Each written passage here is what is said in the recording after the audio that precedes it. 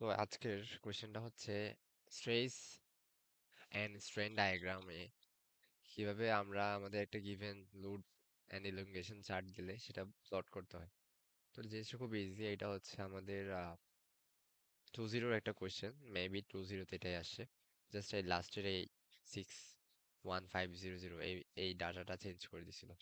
আচ্ছা, তো আমাদের এই কোশ্চেনে আমাদের কি কি দিয়ে দিছে আমাদেরকে, আহ বললো the following data were recorded.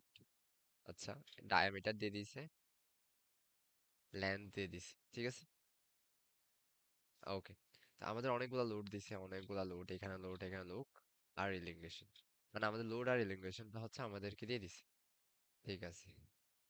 আমাদের প্রথম কাজ থাকবে আমরা একটা চার্ট তৈরি করে ফেলা, মানে যে চার্টের মধ্যে আমার লোড, ইলংগেশন এবং স্ট্রেস আর স্ট্রেইন এই দুইটা টোটাল চারটা এভাবে চার্ট করে লোড, ইলংগেশন, স্ট্রেন, স্ট্রেস ওগুলো বসাই ফেলা। তো স্ট্রেন কেমনে বাইর করা হয় এটা আমরা জানি। আমাদের ইলংগেশন ডিভাইডেড বাই আমাদের যে লেন্থ দিয়ে দিছে 50 mm, সেটাকে ডিভাইড করে দিলে আমরা এই চারটা পাই যাব। আর স্ট্রেসটাও তো সেম, স্ট্রেসটার জন্য আমার পি বাই এ করতে হবে। পি মানে আমার যে লোড, লোড তো অলরেডি এই পাশে দেওয়া আছে এগুলা। আর এ কই পাবো, এর জন্য আমাকে ডায়ামিটার দিছে। তো প্রথমে সেজন্য এখানে এটা বাইর করে নিয়ে আসছি আর লেন্থ দিয়ে দিছে। তো এইগুলা থেকে এই চার্ট, দুইটা চার্ট থেকে আমরা টোটাল মানে দুইটা কলাম থেকে আমরা টোটাল চারটা কলামে তৈরি করছি, ঠিক আছে। এরপর আমাদের কোশ্চেনগুলো এবার একটু দেখি আমরা। প্রথমে চাইছে proportional limit, modulus of elasticity, yield point, ultimate strength, and rupture strength. তো প্রপোর্শনাল লিমিট মেইনলি হচ্ছে আমার আহ, ওই পয়েন্টটা, যে পয়েন্টে আমার স্ট্রেন আর স্ট্রেসের যে কার্ভটা আছে সেটা স্ট্রেট লাইন থাকবে, খুবই স্ট্রেট। মানে ওই পর্যন্ত আমার এটা হুকস ল ফলো করবে, এটাই হচ্ছে আমার প্রপোর্শনাল লিমিট। মানে ওই পর্যন্ত সে আসলে ইলাস্টিক নেচারটা সে কি করতে পারবে, ধরে রাখতে পারবে। তাহলে আমরা আমাদের টার্গেট থাকবে আমাদের এই যে চারটা করছি এই চার্ট গুলা, এই ডাটা থেকে আমার ওই পয়েন্টটা খুঁজে বাইর করা, মানে স্ট্রেট লাইনের একদম লাস্ট মাথা। মানে আমার এটা যদি স্ট্রেট এর যদি গ্রাফ হয়, স্ট্রেস আর স্ট্রেনের যদি এই যে কার্ভটা হয়, এটা যদি স্ট্রেট লাইন থাকে এরপর আস্তে করে কার্ভ হয়ে গেছে, এই যে এইটুক পর্যন্ত লাস্ট পয়েন্টটা হবে আমার প্রপোর্শনাল লিমিট। তার মানে আমার এখানে দুইটা অক্ষ, এটা এক্স একটা ওয়াই। স্ট্রেস তো আমরা এখানে বসাই আর এদিকে আমরা স্ট্রেন বসাই। তার মানে আমার এখানে এই পয়েন্টের এক্স আর ওয়াই দুইটা ভ্যালু থাকবে, একটা ভ্যালু স্ট্রেস হবে আর একটা ভ্যালু স্ট্রেন হবে। তার মানে আমার এই পার্টটা হবে স্ট্রেনের আর এই পার্টটা হবে যতটুকু উপরে আছে সেটা হবে স্ট্রেস। ওকে, তো এটা কিভাবে ফাইন্ড আউট করব, আমরা হচ্ছে স্লোপ বাইর করে করে ফাইন্ড আউট করব। তো একটু করে আমরা নিচে যাই, এই যে এই কার্ভটা যদি দেখি আমরা, এটা হচ্ছে আমার প্রপোর্শনাল লিমিট, মানে এইটুক পর্যন্ত এটা স্ট্রেট লাইন ছিল। এইটা কেমনে বুঝবো, তো আমরা এই যে এখানে প্রত্যেকটা বিন্দু বা কয়েকটা বিন্দু যে লোড গুলো আছে সবগুলার প্রত্যেকটা পয়েন্টে পয়েন্টে আমরা ডাল বাইর করব, ডাল বাইর করে দেখবো এটা কাছাকাছি আছে কিনা। মানে সেম হবে না কারণ ডাটাগুলো এখানে বেরি করে। তো কাছাকাছি থাকবে, মানে 2 লাখ থাকলে 2,05,000 বা 2,10,000 বা 1,95,000 এরকম কাছাকাছি ভ্যালু গুলা থাকবে স্লোপ বাইর করার পর। একটা সাডেন পয়েন্টে স্লোপটা খুব কমে যাবে বা বেড়ে, মানে খুব কমেই যায়, সাধারণত কমে যাবে। মানে হুট করে 2 লাখ থেকে 50,000 বা 5,000 এরকম ড্রপ খাইছে একটা পয়েন্টে।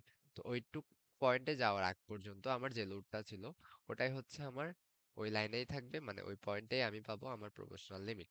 সেটা কিভাবে করব সেটা আমি একটু দেখাই, এক্সাম্পল একটু এখান থেকেই আমি দেখাই। আহ, তো প্রথমত আমার এই চার্টটা আমার করাই আছে, হ্যাঁ। আমি আমি চাচ্ছি আমি এই দুইটা পয়েন্ট, মানে আমরা প্রথমে এরকম কি রে, এই দুইটা পয়েন্ট নিয়ে কাজ করতে পারি। আচ্ছা, এই দুইটা পয়েন্ট নিয়ে যদি আমি স্লোপ বাইর করি কত আসবে, স্লোপ বাইর কি, y2 minus y1 divide by x2 minus xy। আমাদের কার্ভের মধ্যে y কি, y হচ্ছে স্ট্রেস। তার মানে আমি স্ট্রেসের পরিবর্তন ডিভাইডেড বাই স্ট্রেনের পরিবর্তন করব। দ্যাট ইজ, এই যে আমি যদি এই দুইটা পয়েন্ট যদি নিই,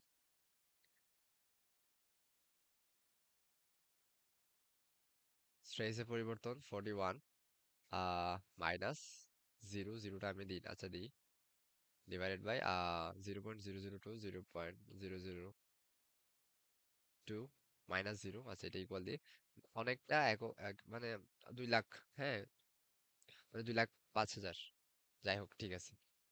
তো আমি পরেরটা নিচ্ছি না, সিমিলারই আসবে, শুধু শুধু টাইম ওয়েস্ট না করি, আমি একটা কাজ করি, আমি এই পয়েন্টটা দেখি, হ্যাঁ এই পয়েন্টের ভ্যালুটা দেখি, এই পয়েন্টের ভ্যালু আর এই পয়েন্টে, ঠিক আছে। তাহলে আমার যেটা করতে হবে, আমার প্রথমে স্ট্রেসটা উপরে বসাতে হবে, উপরে কি 131.1 মাইনাস 122.2 ডিভাইডেড বাই 0.000.0008 মাইনাস 0.0006। আমি একটু কি ভুল বসাইছি কিছু? হ্যাঁ ওইখানে আমি ওয়ান দুইটা দিয়ে দিছি। ওকে, তো যেটা বলছি খুবই কাছাকাছি থাকবে ওই পয়েন্টগুলো, এখানে 2,04,500, মানে অনেকটাই সিমিলার আগেরটা যেটা এখানে ইউজ করছি সেটার সাথে।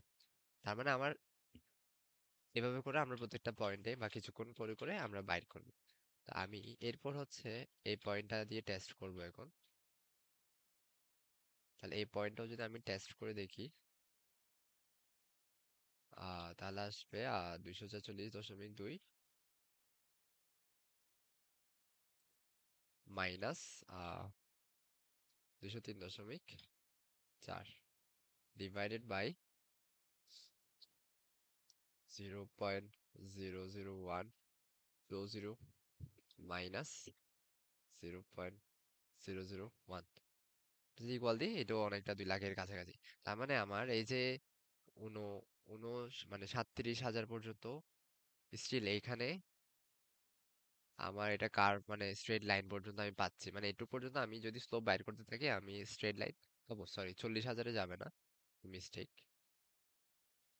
মানে এইটুক 37,000 পর্যন্ত, হ্যাঁ 37,000 পর্যন্ত আমার এটা আমি গ্রাফে যদি প্লট করি আমি দেখবো এটা একটা স্ট্রেট লাইন। এবার আমি দেখি 40,000 থেকে 37,000-এর অবস্থাটা একটু বুঝতে চাই।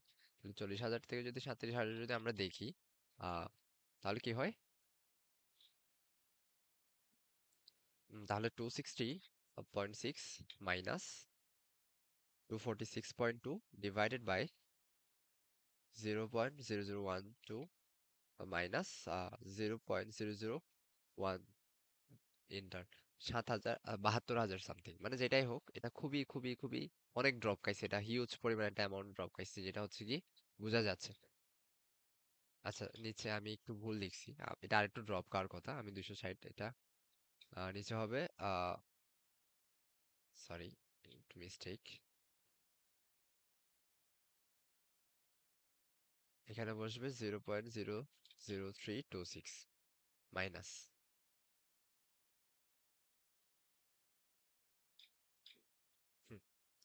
ইকুয়াল দি এই যে 6,990, মানে 7,000, মানে 2 লাখ থেকে হুট করে 7,000-এ চলে আসছে, তো জিনিসটা অনেক ড্রপ খাইছে, মানে ওইখানে এটা কার্ভ হয়ে যাবে। তার মানে আমার লাস্ট পয়েন্টটা পাবো আমি 37,000-ই, হ্যাঁ মানে এই 37,000-এর যে লোডটা পাইছি ওই পয়েন্ট পর্যন্ত আমার এটা স্ট্রেট লাইন থাকবে। তার মানে আমার এই যে এই পোর্শনটাই হবে আমার প্রপোর্শনাল লিমিট, যেখানে আমার এক্স এক্স হচ্ছে আমার স্ট্রেন, মানে আমার বাম সাইডে এক্স অক্ষ থেকে বাম সাইডের পোর্শনটা হচ্ছে এটা, এটা এক্স আর এটা হচ্ছে আমার ওয়াই এর লিমিট, ঠিক আছে, মেগা প্যাসকেলে স্ট্রেস। তো এই যে এটাই হচ্ছে আমার প্রপোর্শনাল লিমিট, যেটা হচ্ছে এ এর আনসার, ঠিক আছে। এরপরে আমাদেরকে একটু চেক করে ফেলি আমাদের অ্যান্সার হয়েছে কিনা। নিচে যাই, এই যে প্রপোর্শনাল লিমিট এখানে লিখছে 246, আচ্ছা এই যে 246.2, সো দ্যাটস ইট, এখানে লেখা আছে, একটু পড়ে নিলে ভালো হয়। এরপর 2 নম্বরে চাইছিল আমাদের মডুলাস অফ ইলাস্টিসিটি। তো মডুলাস অফ ইলাস্টিসিটি আমরা জানি, আমার যেই স্ট্রেস স্ট্রেনের যে ডায়াগ্রাম সেটা স্লোপটাই হচ্ছে আমার মডুলাস অফ ইলাস্টিসিটি, এই অংশটাই আমার মডুলাস অফ ইলাস্টিসিটি বা এই অংশটা।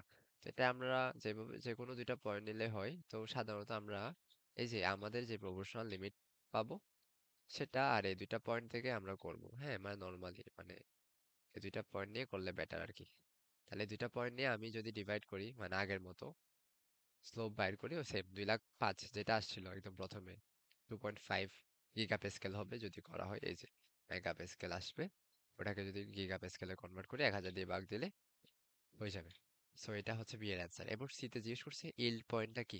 তো ইল্ড পয়েন্ট এমন একটা পয়েন্ট যে পয়েন্টে আমরা যদি আমাদের লোডটা যদি না বাড়াইও, মানে খুবই সামান্য পরিমাণ যদি আমরা ইনক্রিজ করি বা অনেক অল্প পরিমাণে যদি আমরা চেঞ্জ করি, বাট আমার ডিফরমেশনটা হইতেই থাকবে। মানে জিনিসটা হচ্ছে আমি যদি লোড নাও দিই, আমার ডিফরমেশনটা হইতেই থাকবে। তো ওই পয়েন্টটাই আমার এল পয়েন্ট। হ্যাঁ, আর এল পয়েন্ট থেকে বলা যায় আমার আসতে মানে আমার প্লাস্টিসিটি যে এরিয়াটা বা প্লাস্টিসিটি যে অংশটা পার্মানেন্ট ডিফর্মেশন হওয়ার জন্য, ওটাই স্টার্ট। মানে ইল পয়েন্টটা থেকে আমার পার্মানেন্ট ডিফর্মেশনটা হয়ে যায়। ওই পয়েন্টে যদি আমার যায়, এরপরে যদি কোনো লোড দেওয়া হয়, সেটা যে ডিফর্মেশনটা হবে সেটা আর আগের জায়গায় ব্যাক করবে না।